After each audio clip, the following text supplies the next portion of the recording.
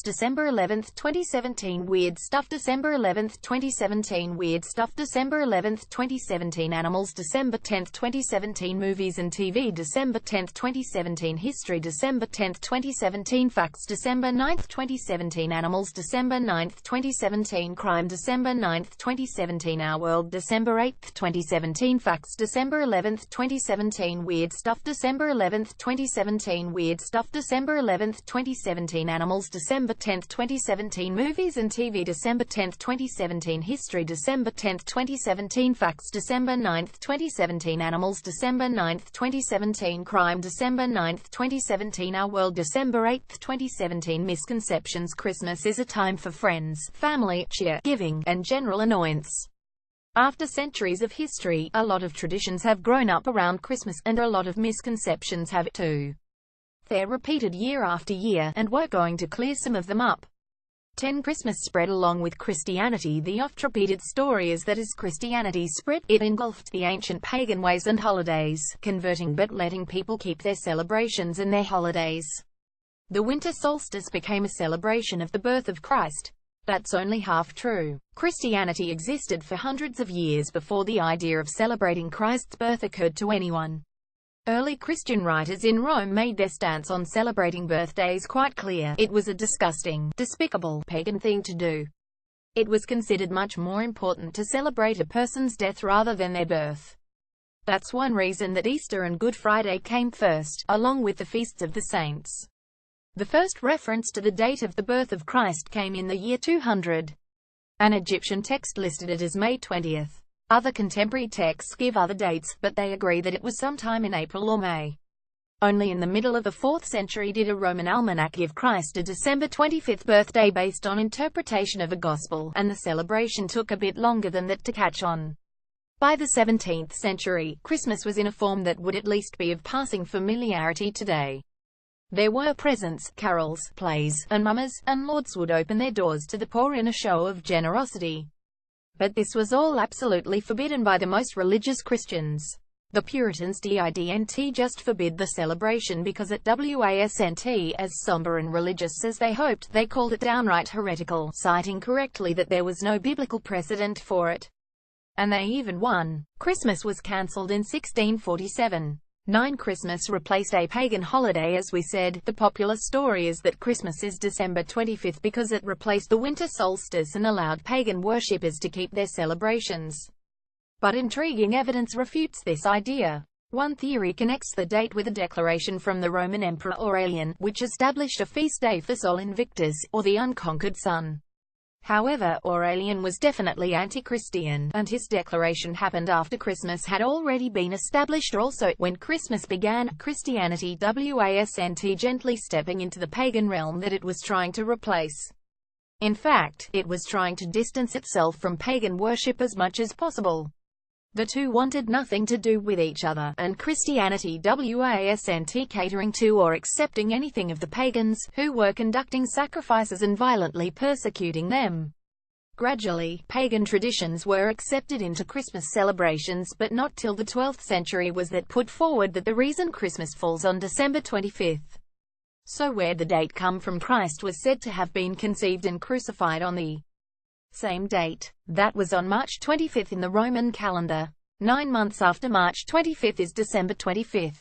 8. The North Pole is an icy fortress. According to the U.S. Navy and their research on the Arctic, the North Pole could be completely ice-free as early as 2016. That's 84 years sooner than other estimates have projected, and that means Santa's toy factory and summer home is going to make even less sense than it currently does. The Navy's estimates are based on the average temperature of the Arctic warming much faster than the temperature around the rest of the world. Other organizations, like the Ocean Institute at the University of Western Australia, agree. The massive jump in melting at Santa's lair is partially because of methane released into the atmosphere due to further ice melting at the East Siberia Arctic shelf. The methane was once sealed in by the permafrost there, but with its release, the temperature at even the deepest depths we're measuring is significantly rising. The numbers are pretty staggering. Since 1980, the Arctic has lost about 40% of its sea ice. Pretty soon, we'll have to come up with a new story for where Santa lives, along with having to deal with some rather more serious consequences of the melting ice cap. 7. The poinsettia is incredibly dangerous. The poinsettia is almost as common a Christmas decoration as a tree in the family room. If you have pets or small children, you've likely heard that they're at risk just by having the plant in the house. The poinsettia is highly toxic and extremely poisonous, according to common belief. Any curious explorers can end up in the emergency room after ingesting the plant. That's not true. The poinsettia has only a mild toxicity to pets, and ingesting the white sap of the plant won't be deadly or poisonous. It might result in a little drooling, some discomfort around the mouth, or in extreme cases vomiting and diarrhea, but it's not deadly. The rumor goes back to a single unproven story from 1919. According to the urban legend, a 12-year-old child of an army officer died after eating a leaf from the poinsettia. The story has never been established as real, and organizations like the U.S. Consumer Product Safety Commission have found no reason for the plants to even carry warning labels. Yet the myth has persisted. It also overshadows another Christmas plant that can be more dangerous: mistletoe. Both American and European mistletoe can cause anything from mild poisoning symptoms, vomiting and abdominal pain, to low blood pressure, cardiac issues, and collapse. Pet deaths from eating mistletoe have also been confirmed. 6. Everything about the Three Kings. One of the most popular images of Christmas is the three wise men, riding camels, following the Star of Bethlehem on their way to the baby Jesus. That image is absolutely not supported by the Bible. The story of the wise men appears only in Matthew chapters 21 to 12. According to Matthew, wise men visit King Herod, ask for the king of the Jews, and find him in a home with his mother, where they give him gold, incense, and myrrh. And that's about all Matthew says. He doesn't say that there were three of them, that they were kings, or that they rode camels, all things that we repeat every Christmas. They're referred to as magoi, the Latin word from which we get magic. Far from being kings, they might have been astrologers.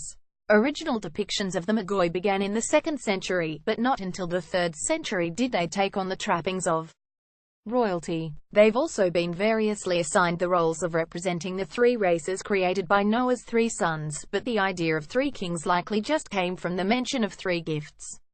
They're also not mentioned as being at the birth of Christ, though we always see them popping up at nativity scenes. According to Matthew, they found the baby and his mother in a house.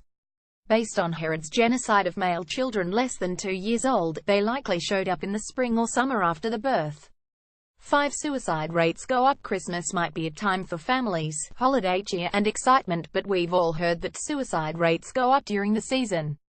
The statistic sounds believable. Plenty of sadness surrounds the holiday, from those who can't have the holiday they want to people going through it for the first time after a loss.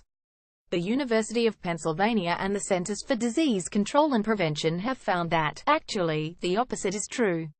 Suicide patterns based on 3 decades of data show that the months with the lowest rates are November, December, and January. The peak is in spring and summer. The pattern may be due to feelings of community and family during the holiday season. We see friends and family whom we might not see at any other time during the year, so many people with suicidal thoughts have an emotional support group during the season. That said, a person has a higher chance of dying on Christmas or on New Year's Day than on any other day, but not from suicide. Many deaths on these days are due to respiratory diseases, digestive diseases, and cardiac distress. University of California researchers suggest several reasons for this. Holidays put extra stress on the body. Hospitals, emergency care clinics, and emergency rooms are generally understaffed during the holidays. Plus, people often skip hospital visits on these days, reluctant to interrupt family gatherings with their emergency. 4. Christmas trees are an environmental issue. Should you buy an artificial tree or a real one? Proponents of the artificial tree point to saving a real tree's life, reusability, and a lower carbon footprint. Those who swear by real trees say that farm-raised trees are destined to end their lives decorated with tinsel and ornaments, and a real tree's environmental contributions while growing are greater than the costs of manufacture. Both camps are wrong. Or, depending on your point of view, both camps are right. There are pros and cons to the use of each. Real trees provide a whole host of benefits while they're growing, absorbing carbon dioxide and such, while the manufacture of artificial trees dumps a whole host of chemicals into the atmosphere. But, if you have to drive miles and miles to find the right real tree, that negates much of the good it's been producing. If you use an artificial tree for years and years, that's good, but buying a new artificial tree every few years means that you're not doing the environment any favors. Because most trees cut for Christmas are from farms that grow them just for that purpose, it's not like you're adding to a deforestation problem. Then, factor in that Christmas tree farms add to green space and provide homes for small animals and birds, but also often require the use of pesticides and other chemicals. Ask experts, and even if they're the executive director of the pro-artificial tree American Christmas Tree Association with good reason to be biased, they'll likely shrug and say it doesn't really matter. Either might be a tiny bit worse environmentally depending on your specific circumstances. In the end, ride your bike to work for a couple of days, and you'll make up any difference one way or the other. 3. The moons in Christmas scenes. Take a look at your Christmas cards. They're probably scenes of children out caroling, riding in a sleigh, or unwrapping their gifts. Now look at the moon in them. Any card or image with a waxing or waning moon is probably wrong. That moon isn't high in the sky until about 300 AM, so unless the fun-loving Christmas scene happens at that ungodly hour, it's wrong. Dutch astronomers examined cards in 2011 and noted that America tends to get it the most right, but only because American images tend to depict full moons that are in the sky throughout the night. Overall, 40 to 65% of images were incorrect. The moon isn't the only common Christmas sight that's often wrong. Christmas is a bad time for the snowflake, which is often depicted as going against one of the fundamental laws of nature. Snowflakes can only be hexagonal, but many flakes seen on everything from Christmas cards to wrapping paper are depicted with the wrong number of sides. We've had photographs of snowflakes since 1885, so we don't have much excuse for getting this one wrong. 2. The classic nativity scene. For something so closely linked to the religious meaning of Christmas, the nativity scene isn't at all biblically accurate. 2 Gospels talk about the famous scene. Luke and Matthew. Matthew, as we mentioned, describes the wise men. Luke mentions shepherds going to see the newborn baby. But the two groups were never together at the same time. There's no specific mention of animals, and the Gospels say nothing about an angel witnessing the birth. The images of the nativity scene come from early art that took some liberties. Live nativities only began in 1223, when St. Francis of Assisi staged the first one. At the time, masses were Latin and inaccessible to most people. Instead of learning about the Bible in church, they learned about it through plays like the Nativity. 2 animals in particular are almost always included in the nativity scenes, the donkey and the ox, neither of which are mentioned in the Bible. In early depictions, they warmed the baby with their breath in their body heat. But in other paintings, they seem to be acting a little less respectful, especially well into the Renaissance period. In some manuscript illuminations, they try to eat the clothes and blankets of the baby, and on the roof of Nantwich Church in England, they're wholeheartedly fighting over the blankets. It's thought that the donkey came to represent the Jews, doubters of the divinity of Christ. 1 Santa's reindeer, Santa Claus, or so we're told, was based on the original figure of St. Nicholas. But flying reindeer don't quite fit with the idea of a kindly saint. According to Sierra College professor John Rush, that's because the reindeer weren't added as part of a Christmas story or in relation to St. Nicholas. Instead, they were a product of magic mushrooms. Throughout Siberia, reindeer's natural stomping grounds, one of the most ancient of shamanic traditions included the gathering, drying, and distribution of the Amanita muscaria mushroom. The distinctive mushroom, which grows at the base of trees, is red with white flecks, which is said to explain the traditional depiction of Santa as wearing a red suit with white lining. Rush says that the distribution of the dried shrooms led to some fanciful hallucinations, including some that involved one of the most common animals in the area, the reindeer. Tripping tribes began telling stories about flying reindeer that showed up with their presents. Others point to a much more sobering source for the flying reindeer myth, the mind of Clement Clarke Moore, who wrote The Night Before Christmas in 1822. The first compilation of all things that make Santa Claus who Santa Claus is. The poem was originally titled A Visit from St. Nicholas and is considered by many to be the definitive source for Santa Claus lore. But he had to get the idea from somewhere, right?